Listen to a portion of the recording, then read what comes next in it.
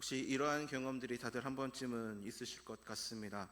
열심히 기도했는데 그 기도가 아무런 응답이 없는 것 같고, 충성되이 하나님의 나라를 위해 또한 교회를 위해 섬겼는데 아무런 열매가 보이지 않을 때가를 다들 한 번쯤은 겪어보셨을 것 같습니다.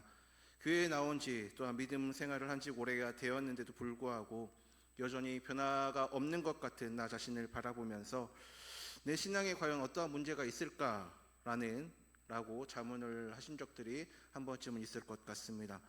교회를 위해, 하나님의 나라를 위해 봉사도 했고 헌금도 드렸고 새벽 기도에도 열심히 나가 보았는데도 불구하고 내 삶에는 영적인 열매가 맺히지 않는 것일까?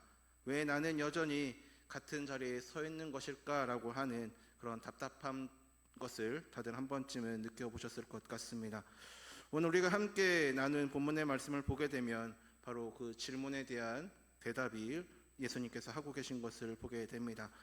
이 말씀은 예수님께서 십자가를 불과 며칠 앞두고 하신 말씀이었습니다.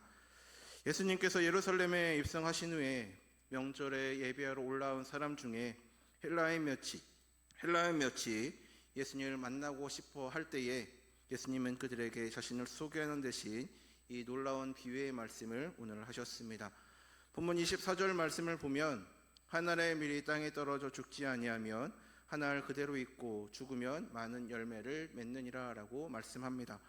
이 한 절의 말씀 안에 그리스도인의 삶의 원리가, 또 하나님의 나라의 비밀이, 그리고 십자가 복음의 핵심이 모두 담겨져 있습니다.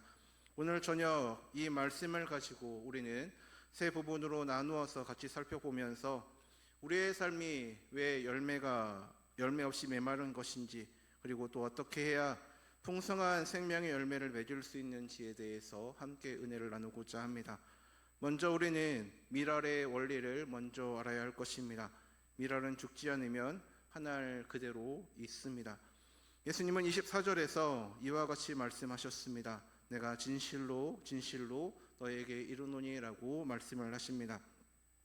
이 진실로라는 표현은 원어를 보게 되면 아멘, 아멘이라는 뜻입니다. 예수님이 이 표현을 사용하실 때는 지금 하시는 말씀이 절대로 변하지 않는 진리이면서 반드시 귀를 기울여 들어야 할 중대한 선언임을 말씀하신 것입니다. 그런데 예수님이 이토록 강조하신 이 말씀이 무엇이겠습니까?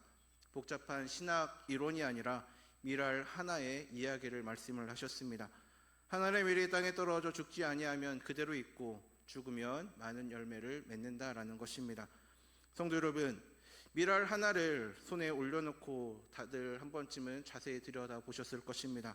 밀알은 작고 단단하고 또한 완벽해 보입니다. 흠 하나 없이 깨끗하고 둥글고 또한 그 모양도 또한 예쁩니다. 그런데 그 밀알이 아무리 아름답게 보일지라도 그 상태 그대로 있으면 영원히 그것은 한 알의 밀알에 불과할 뿐입니다. 또한 그것을 유리병에 담아 놓으면 장식품은 될 수는 있어도 밀밭은 결코 이룰 수가 없습니다. 그 안에 생명이 있지만 그 생명이 그 가운데 터져 나오려면 반드시 하나의 과정을 거쳐야만 합니다. 바로 땅에 떨어져 죽어야 하는 것입니다. 땅에 떨어진 밀알에게 과연 무슨 일이 일어나겠습니까? 먼저 흙을 덮습니다. 그 가운데 또한 빛이 사라집니다. 그러면서 수분이 들어오면서 단단한 껍질이 물러지기 시작을 합니다. 그 매끄럽고 완벽했던 외형이 서서히 무너져 내립니다.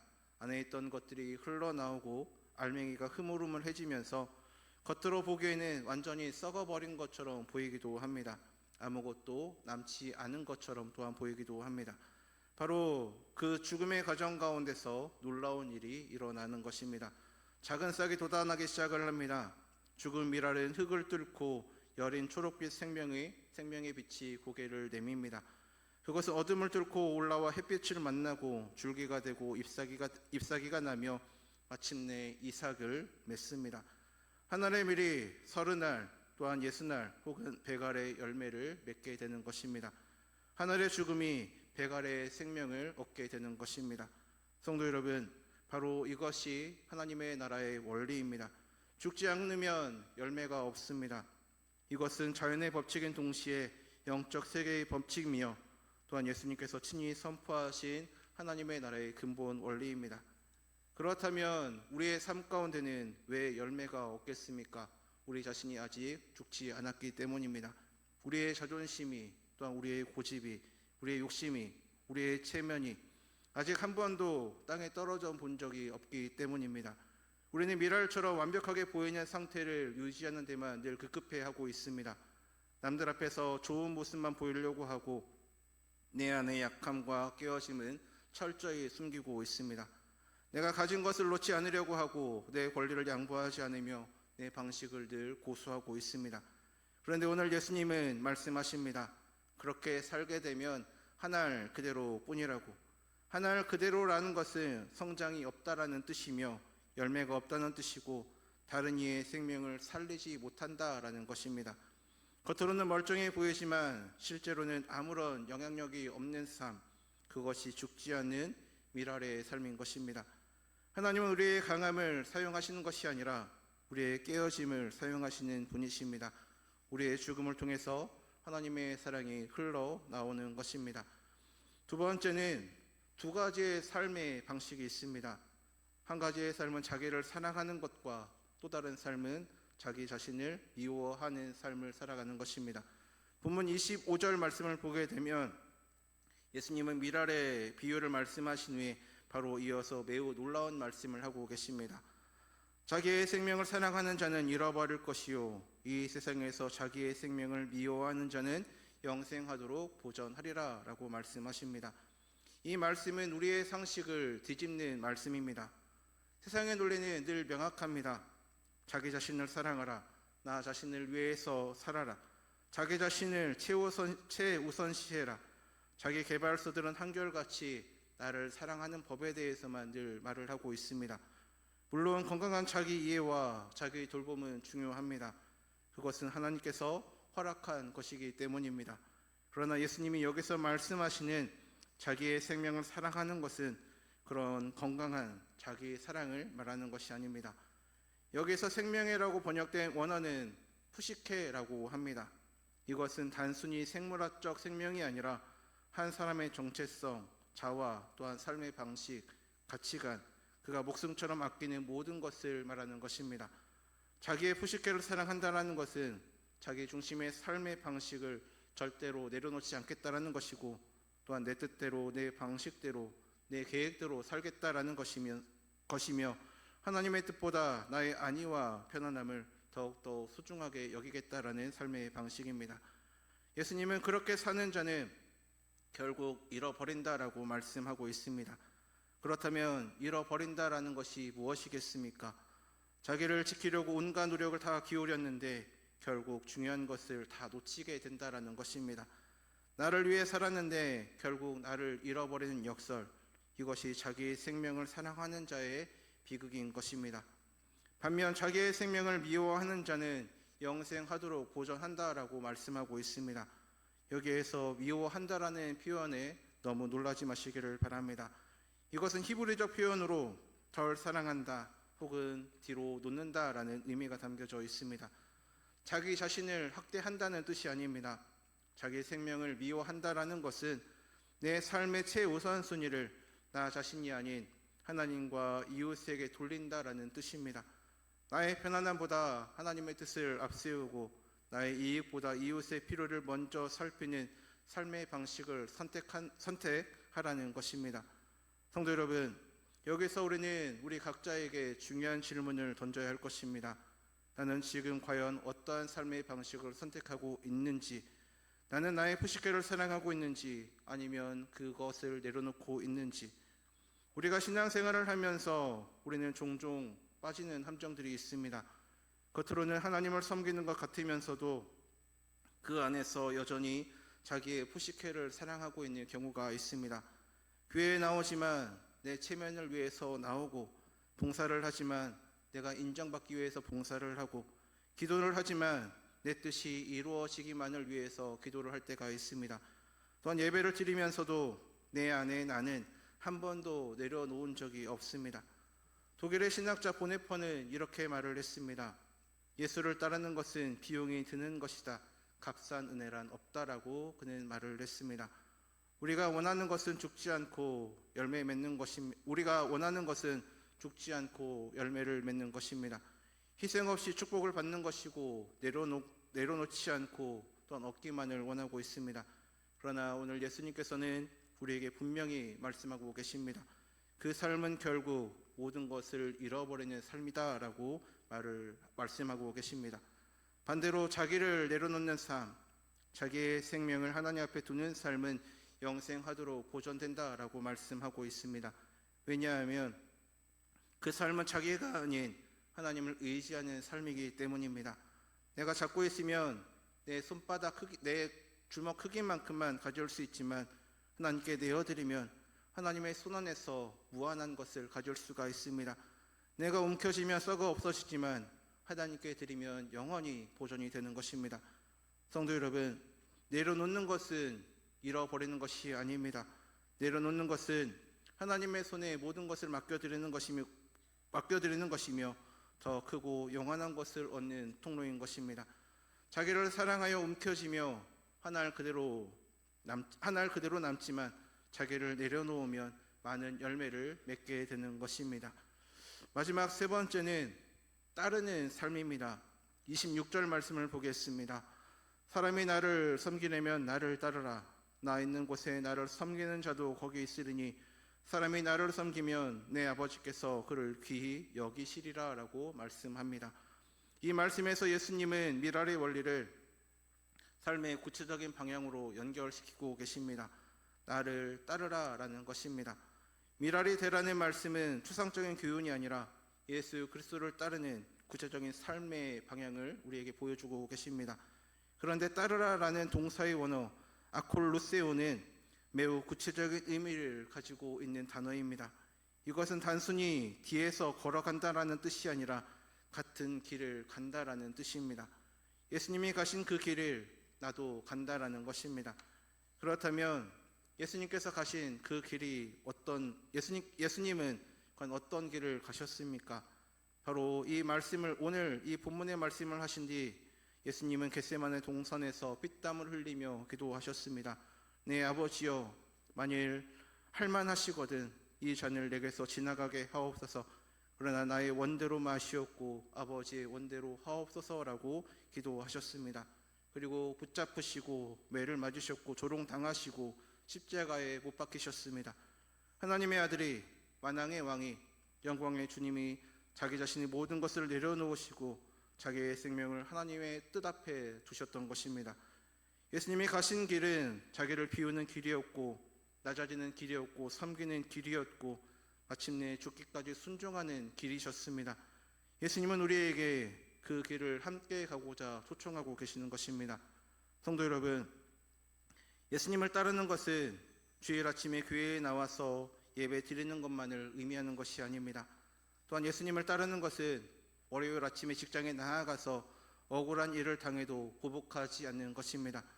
또한 예수님을 따르는 것은 화요일에 나를 힘들게 하는 그 사람을 위해 기도해 주는 것이며 내 마음에 올라오는 그 마음의 미움과 모든 판단을 내려놓고 그리스도의 사랑으로 그를 바라보는 것입니다.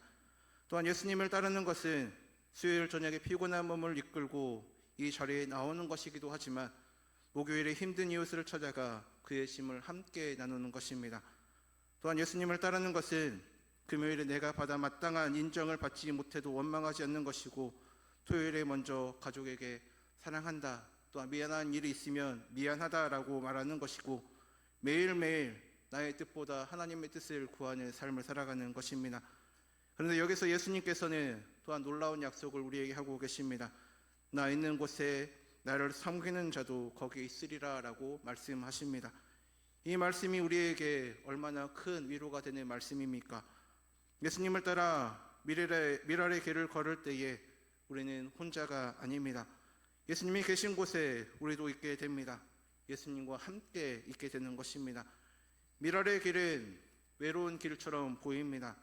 자기를 내려놓는 것은 손해보는 것 같고 낮아지는 것은 무시당하는 것 같고 죽는 것은 모든 것을 잃어버리는 것처럼 보입니다. 그러나 오늘 예수님은 말씀하고 계십니다.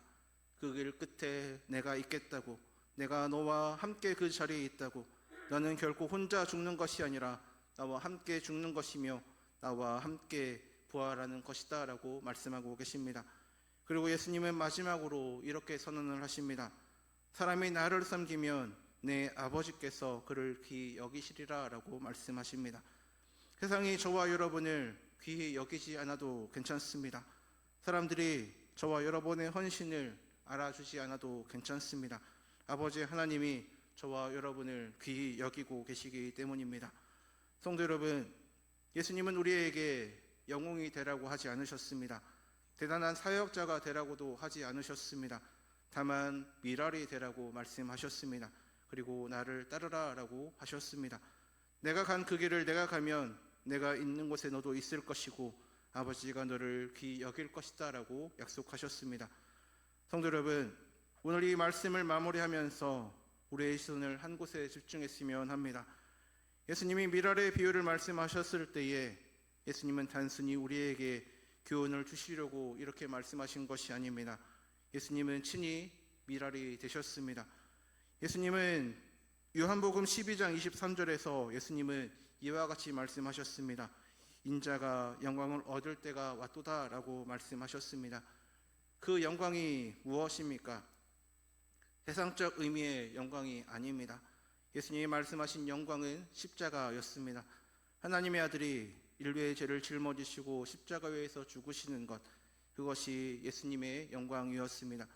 세상은 그것을 수치와 패배로 보았지만 하나님의 눈에는 그것이 가장 큰 영광이었습니다. 예수님은 하늘의 보좌를 떠나 이 땅 가운데 오셨습니다. 만왕의 왕이 종의 형체를 취하셨습니다. 영원한 생명이신 분이 또한 죽음을 맛보셨습니다. 하나님이신 분이 인간이 되시고 주인이신 분이 종이 되시고 생명이 되시는 분이 또한 죽으셨습니다. 이것이 하늘의 밀이 땅에 떨어져 죽은 사건입니다. 그리고 이 사건은 역사상 가장 위대한 사건이며 온 우주를 뒤흔드는 사건이며 여러분과 저의 운명을 영원히 바꿔놓는 사건입니다. 그리스도라는 하늘의 미랄이 골고다 언덕 그 십자가 위에서 땅에 떨어졌습니다. 예수님은 죽으셨습니다. 완전히 철저히 죽으셨습니다. 금요일 저녁 돌무덤에 묻히셨습니다. 어둠이 세상을 뒤엎었습니다. 제자들은 절망했고 원수들은 승리를 확신했으며 세상은 그렇게 끝날 줄 알았습니다. 그러나 사흘째 되는 날 아침 놀라운 일이 일어났습니다. 무덤이 비었습니다. 돌이 굴러져 있었습니다. 그곳에는 수위만 남아 있었습니다. 그리고 천사가 선포했습니다. 그가 여기 계시지 않고 살아나셨다. 죽으신 그 미랄이 부활하신 것입니다. 그리고 그 부활을 통해서 수많은 열매가 맺혀지기 시작을 했습니다. 예수님의 죽음과 부활을 통해 제4함의 길이 열리게 되었습니다. 죽음의 권세가 깨어졌습니다. 하나님과 인간 사이에 막힌 담이 허물어졌습니다. 그리고 누구든지 예수 그리스도를 믿으면 또한 영생을 얻게 되었습니다. 하늘의 밀이 죽어서 셀 수 없이 수많은 생명의 열매가 맺히게 된 것입니다. 2000년 전 12제자로 시작했던 그 12명의 제자로 시작된 것이 오늘 전 세계 수십억 명의 그리스도인들이 일어나게 되었습니다. 하늘의 미랄이 역사를 바꾸게 된 것입니다. 성도 여러분, 우리가 미랄이 되라는 예수님의 말씀은 우리의 힘으로 죽으라는 것이 아닙니다. 먼저 죽으신 예수님의 사랑을 바라보라는 것입니다. 우리가 죽을 수 있는 힘은 우리 안에는 없습니다. 우리의 의지력으로, 우리의 결심으로, 우리의 노력으로 미랄이 될 수 있는 것이 아닙니다. 먼저 떨어지신 그 미랄, 예수 그리스도의 십자가를 바라볼 때 그 은혜가 우리를 변화시킬 것입니다. 그 사랑이 우리의 단단한 껍질을 또한 녹일 것입니다.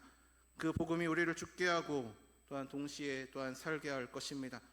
사도 바울은 갈라디아서 2장 20절에서 이와 같이 고백을 했습니다. 내가 그리스도와 함께 십자가에 못 박혔나니 그런즉 이제는 내가 사는 것이 아니요 오직 내 안에 그리스도께서 사시는 것이라. 이제 내가 육체 가운데 사는 것은 나를 사랑하사 나를 위하여 자기 자신을 버리신 하나님의 아들을 믿는 믿음 안에서 사는 것이다 라고 그는 고백했습니다. 바울이 미랄의 삶을 살아갈 수 있었던 것은 그의 의지가 강해서가 아니었습니다. 그리스도와 함께 죽었기 때문입니다. 그리고 그 죽음 가운데서 그리스도의 생명이 그 안에 살아 역사했기 때문입니다. 성도 여러분, 오늘 이 저녁 저와 여러분의 삶을 돌아보시기를 바랍니다. 혹시 저와 여러분은 미랄로서 단 한 번도 땅에 떨어져 본 적이 없으시지는 않으십니까? 내 자존심을, 내 욕심을, 또한 내 계획을, 내 고집을, 내 원망을, 또한 내 두려움을 한 번도 내려놓아 본 적이 없으신 것은 아니십니까? 열매가 없는 것이 하나님의 탓이 아니라 아직 내가 죽지 않았기 때문은 아닙니까? 그러나 우리는 두려워할 필요가 없습니다. 저와 여러분이 혼자 죽는 것이 아니기 때문입니다. 예수님이 먼저 그 길을 가셨습니다. 예수님이 먼저 떨어지셨습니다. 예수님이 먼저 또한 죽으셨습니다. 그리고 부활하셨습니다. 그 부활하신 예수님이 오늘도 저와 여러분에게 말씀하고 계십니다. 나를 따르라. 내가 간 그 길을 내가 가면 너도 죽지만 또한 살 것이다. 내가 떨어지면 나처럼 많은 열매를 맺을 것이다. 그리고 나 있는 곳에 너도 있을 것이다 라고 말씀하고 있습니다. 오늘 이 시간 예수 그리스도의 십자가 앞에 우리의 삶을 내려놓으시기를 바랍니다. 내가 지고 있었던 모든 것들을 주님의 손에 올려드리시기를 바랍니다. 내 안에 단단한 껍질을 주님께서 깨트려 주시기를 기도하시기를 바랍니다. 그때 우리의 삶에서 또 우리의 가정에서 우리 명함교회에서 이전에 없던 놀라운 생명의 열매가 터져 나올 줄로 믿습니다. 하늘의 미랄이 다 되시기를 바랍니다. 예수님처럼 예수님의 은혜 안에서 예수님과 함께 떨어지시기를 바랍니다. 그 죽음의 자리에서 부활의 생명이 반드시 솟아나게 될 것입니다. 하나님이 저와 여러분을 귀히 여겨주실 것입니다. 오늘 이 자리에 앉아 계신 한 분 한 분의 모든 삶 속에서 미랄의 죽음이 일어나기를 소망합니다. 내가 죽고 그리스도가 사는 그 놀라운 역전이 우리 각자의 일상에서 시작되기를 소망합니다. 그래야 우리의 가정이 변화가 되고 또 우리의 직장이 변하고 우리 명함교회가 생명의 열매로 넘쳐 흐르는 풍성한 밀밭이 되기를 주님의 이름으로 간절히 소망합니다.